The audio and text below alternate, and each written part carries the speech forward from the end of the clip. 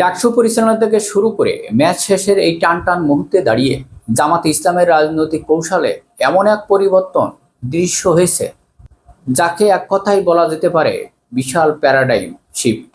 ঘটনাচক্রে ডাকসু কিংবা শিবিরের কোনোটাই কিন্তু জামাতের সরাসরি লেজুয়া ভিত্তিক সংগঠন নয়। ডাকসু চলে সম্পূর্ণ নিজস্ব গণতন্ত্রে, কিন্তু তা সত্ত্বেও বিশ্ববিদ্যালয় রাজনীতি এই প্রজেক্ট থেকে জামাত যে অভিজ্ঞতা অর্জন করলো, তা তাদের পুরো রাজনৈতিক সমীকরণকে বদলে দিয়েছেন।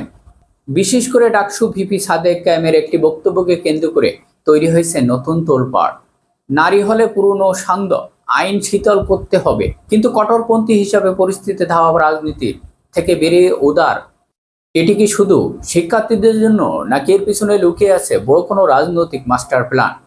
হলগুলোতে নারীদের চলাফেরা, সময়সীমা বাড়ানো নিয়ে নানা মত থাকলেও ক্যাম্পাসের ধর্মীয় স্বাধীনতার চিত্রটা কিন্তু বদলে গেছে।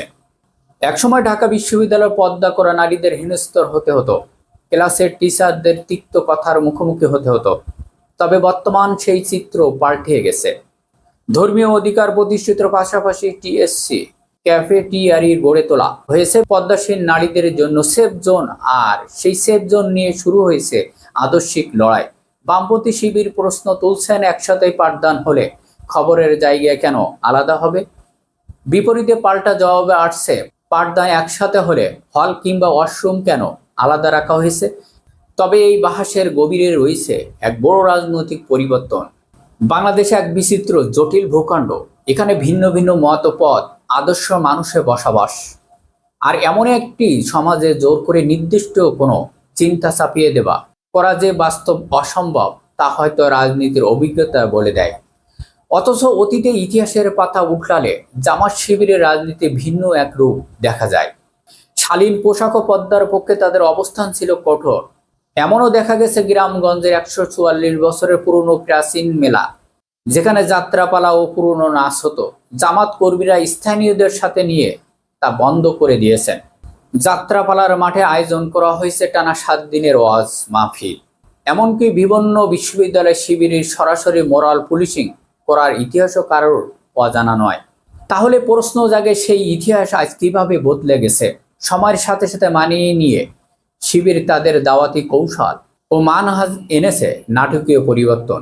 ধর্মপ্রাণ সাধারণ মানুষের ধার্মিক কিংবা সব মতের মানুষকে একসাথে কন্টেন্ট করে কিভাবে রাজনীতি করা যায়, সেই নতুন পথটাই যেন দেখিয়ে দিলেন ডাকসু শিবির। তাদের বর্তমান অবস্থান হলো পোশাক যার যার ব্যক্তিগত চয়েস, এতে হাত দেওয়া বা কোনো মোরাল পুলিশিং করা চলে না। কেউ পোশাক নিয়ে কটূক্তি করলে শিবির এখন তার বিরুদ্ধে শক্ত প্রতিবাদ জানাচ্ছে। একই সাথে তারা কিন্তু নিজেদের আদর্শ থেকে সরে যায়নি। ছাত্রী সংস্থা কিংবা শিবিরের কর্মীরা খাস পদ্মা মেনে নিজেদের প্রচার চালাচ্ছে। সমাজে নানা বৈচিত্র্যকে মেনে নিয়ে কিভাবে টিকে থাকা সম্ভব, ডাকসু শিবিরের সেই মডেলটি বাস্তব প্রয়োগ ঘটিয়েছে। সবচেয়ে বড় চমকটি এসেছে নারী হলে সন্ধ্যা আইন নিয়ে। ঐতিহ্যবাহী জামাতের চিন্তা ছিল সন্ধ্যার পর নারীরা ঘরের বাইরে কেন থাকবে, অথচ সেই মানসিকতা ভেঙে ডাকসু শিবিরে আজ বলছে নারীদের নিরাপত্তার সাথে সামঞ্জস্য রেখে সন্ধ্যা আইন শিথিল করা দরকার। কারণ একজন শিক্ষার্থীর রাতে টিউশন কিংবা জরুরি কাজে বাইরে থাকার প্রয়োজন হতে পারে। ধর্মীয় শালীনতা বজায় রেখেও সময়ের সাথে খাপ খাপিয়ে নেওয়া যায়, এমন একটি কার্যকর মডেল তারা দাঁড় করিয়েছে। আর এই সফল পরীক্ষার প্রভাব গিয়ে পড়েছে মূল জামাতের রাজনীতিতেও। আগামী দিনে নির্বাচন ও জাতীয় রাজনীতিতে জামাত এই ডাকসুর মডেলকেও তাদের মূল হাতিয়ার বানাতে যাচ্ছে।